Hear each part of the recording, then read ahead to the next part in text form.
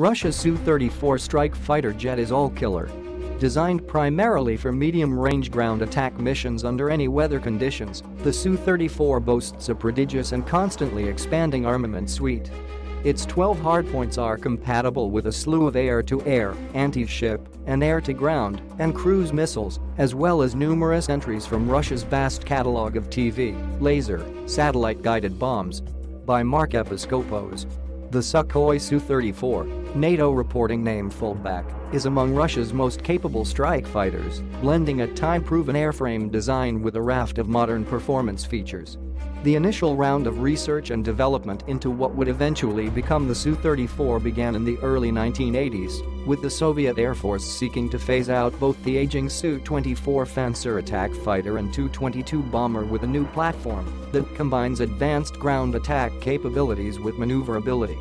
The Soviet aircraft industry produced a handful of Su-27 variants over the following years, though their relation to the later Su-34 remains disputed.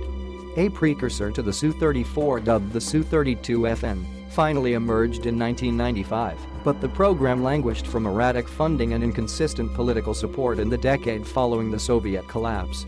The Su-34 program was revived in earnest only in the early 2000s. By then, many of its internal components teetered on the edge of obsolescence.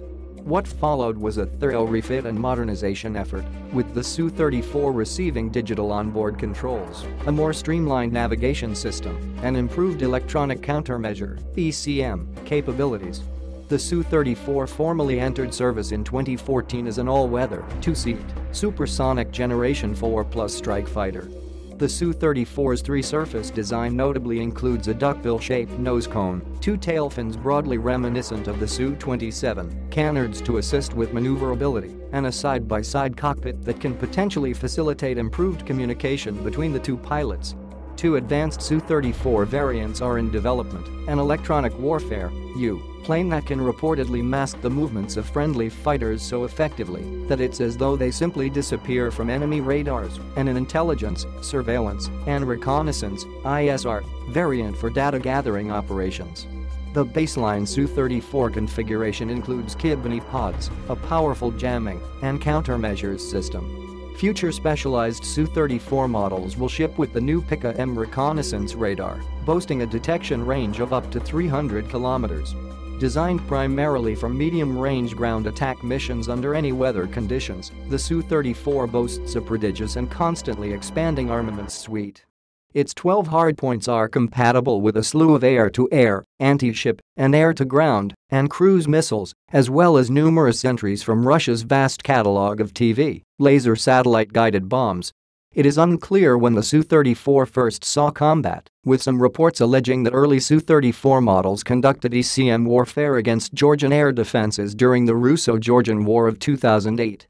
Barring a handful of sporadic Su-57 test runs, the Su-34 is widely regarded as the most technologically advanced aircraft deployed by Russia's Air Force in Syria during the Syrian civil war. Su-34 formation struck rebel and ISIS positions with guided bombs on several occasions from 2015 to 2016, while air-to-air missile-equipped Su-34s patrolled Syrian airspace after Turkish F-16C fighters shot down a Russian Su-24 in late 2015. Moscow was, by all accounts, immensely pleased with the Su-34's Syrian performance. As Russia's Deputy Defense Minister Yuri Borisov put it, the Su-34 showed itself from the best side in the Syrian conflict and has an enormous modernization potential. It is practically a fifth-generation aircraft. With as many as 120 models currently in service and several waves of upgrade packages already in the works, the Su-34 is on track to become a staple of Russia's tactical bomber force for decades to come. Mark Episkopos is the new national security reporter for The National Interest.